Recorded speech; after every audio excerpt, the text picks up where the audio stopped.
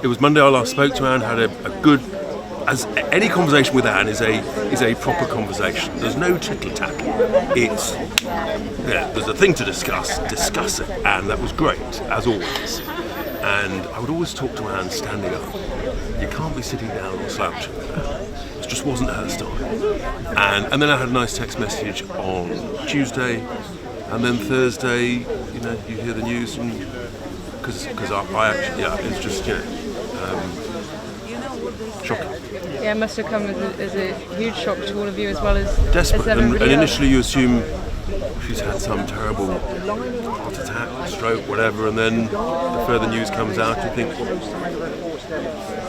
I want to swear, what on earth's gone on? Can I ask, when did the party find out that it wasn't natural causes? More to I took a call from the Chief Constable Friday early afternoon. They told you then they thought it was murder. They said there was going to be a press conference, which there was, and to be prepared for the worst. So. Has the police told you anything about the suspect who's... No, and I wouldn't, obviously, they wouldn't do, everybody's treated equally, they'll inform us all as and when they can, with statements and press conference. At some point, no doubt, they'll be able to take press questions when they're appropriate. So has this made you feel any more concerned about your own personal safety? Yeah, look, you've seen reports in the press this morning. Separately, there are some very serious issues around the safety of political figures, MPs, that need sorting out. And we've no idea, in a sense, that's a separate issue to this issue. There are even outside Parliament, that sort of half a mile or a quarter of a mile outside Parliament is a much less safe space than it was 6, 12, 18 months ago. And there have to be, it's reported in the press this morning, I've made representations, I had to press my panic button on the last day before Christmas, before Christmas. That involved armed police arresting someone, and it's far from ideal. It's far from ideal. We've got bloggers running up to us. I've got a new expression, and I think it's important everyone understand this. It's what I call WAFISH: walk, abuse, film, intimidate, shout, harass, and that's what's going on. The moment we leave the parliamentary estate, that's what's going on, and it's that fine line between democratic scrutiny and between something beyond that.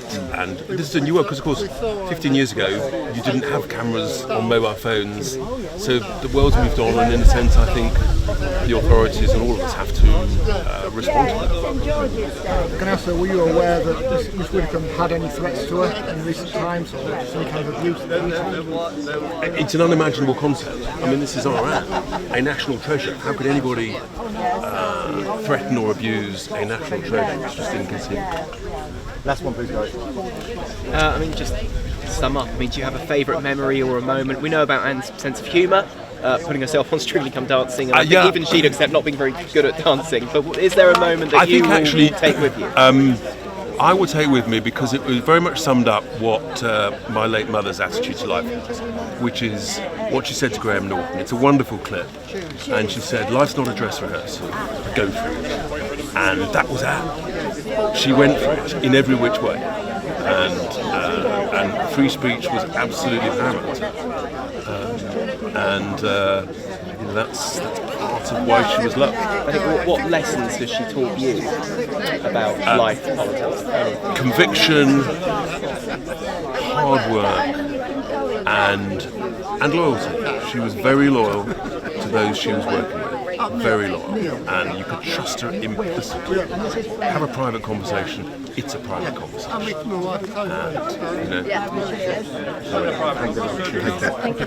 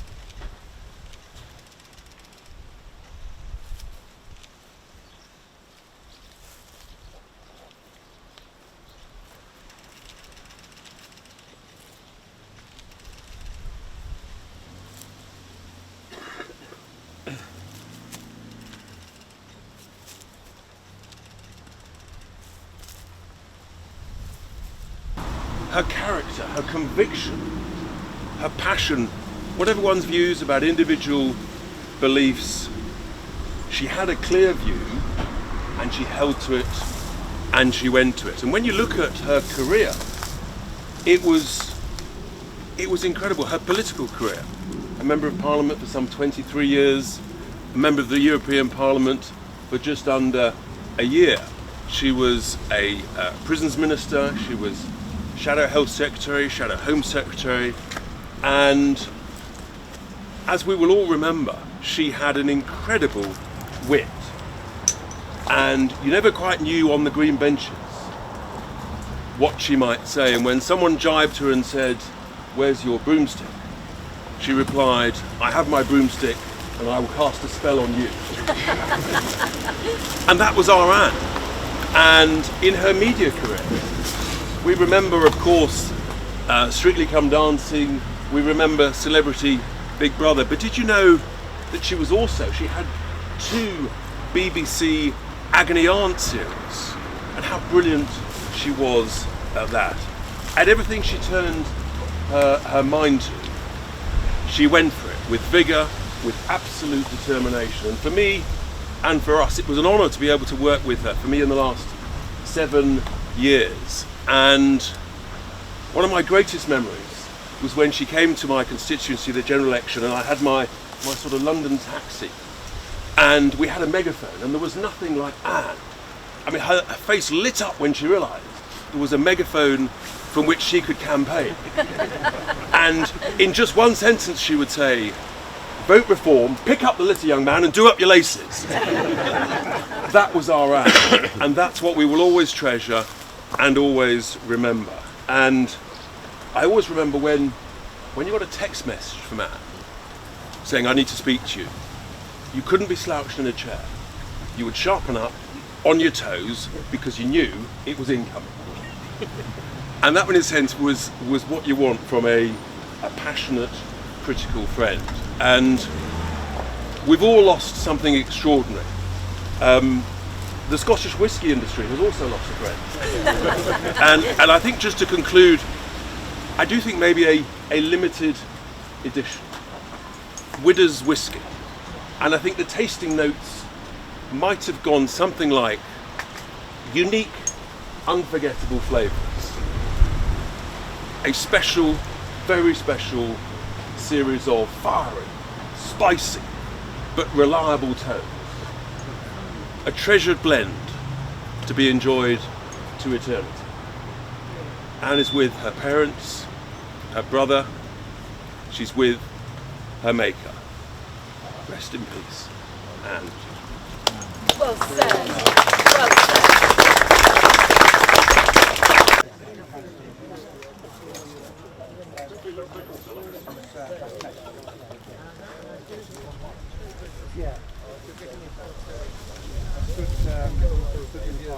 So let everybody know that Richard, Xia, Danny and Lee will be here shortly.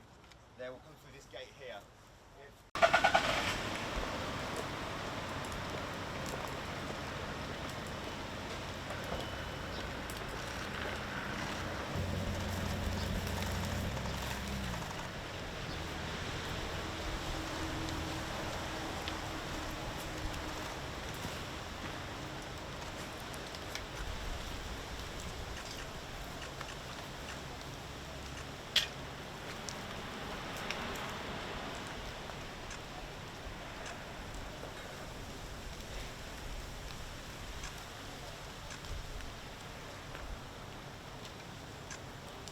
So as the Police and Crime Commissioner for Devon, Cornwall and the Isles of Scilly, I'm here for 2 reasons really. One, to pay my personal respects to Anne, who is somebody I deeply admired, didn't always agree with, but stood by her principles, and really sad today. And just reading some of the comments that people have put here at the memorial has really moved me. And I'm also here to thank the police officers and staff who've been working in this incredible heat, really working tirelessly as well over the weekend, very long shifts, and I'm just here to give my thanks on behalf of the people of Devon, Cornwall and the Isles of Scilly and the local community who've been deeply disturbed and affected by this traumatic event. Well, I think largely what I will say is I'm just really thankful for the people who alerted the police and managed to get them involved quickly. I think that the issue for us is that we've had a fantastic response regionally and nationally to support Devon and Cornwall Police to carry out this investigation. So I'm very grateful, and the Chief Constable's right to say this is the best of UK policing coming together to make sure that we can capture a murderer who is on the loose and basically frightening our community and making them feel unsafe. So I'm delighted that they've managed to get a suspect, and I look forward to hearing how they're getting on with ensuring the evidence, what they've got to see what the next steps are. Well, largely at the moment we've had mutual aid from a number of forces, but I won't go into detail of which ones. Again, I don't know all of that. I do know a lot was coordinated with the regional organised crime unit, and also with counter-terrorism. So we're really delighted that they've helped on a particular investigation that has led to a result that happened last night. Well, I'm not surprised, because she was well loved, and I think one of the most interesting things about Anne is she would try anything. Doing the Strictly really raised her profile about what a lovely person she was and how funny she could be, and I think it broadened her appeal to a much bigger base. So I met Anne a number of times, listened to her speak a number of times, and one of the things that always was really clear with Anne, and I think this is why people are supportive of her, is she's one of the very few principled people in life that has lived by those principles and acted by those principles and tried to talk to other people about what they meant to her, and we don't have many politicians like that anymore. So I'm really delighted that everyone has sort of rallied behind to actually show Anne that she was loved, for her family and her friends in particular, who will be feeling absolutely traumatised by what's happened. Just on that mutual aid, can the police here cope with this investigation if they're having to seek mutual aid from other forces? And what's the level of cutbacks in the police in Devon? So what I can tell you in the first instance is the Chief Constable's kept me abreast of what's been happening at the moment. He's reassured me he's got enough resources, and the Home Secretary offered up any resources that were required to assist in this investigation. So that hasn't been an issue. Devon and Cornwall Police is at its highest strength than it's ever been, with 3,610 officers. So they haven't had cuts to officers here. We've been building it since I took office in 2016. The reality is Devon and Cornwall Police are leading this investigation, and we are thankful for all the help that we've had to help the force be able to obtain the next stages of this investigation. This is a very unusual, high-profile incident that's happened in Devon and Cornwall. It's not unusual for us to have those. I think one of our biggest issues that I'm really delighted on is the level of effort that police officers and staff have been putting in. This is both locally, regionally and nationally, to help us find the individual that they think is suspected of carrying out the crime. And I'm very grateful, and I'm sure our community are very grateful, that the police can mobilise like this. And as the Chief Constable said this morning, this is UK policing working seamlessly to a good end at the moment. So, one of our questions would be, why are we having police reform that's going to change all the boundaries of policing when it shows that we can work together and it doesn't need all of this change that's about to come from the government?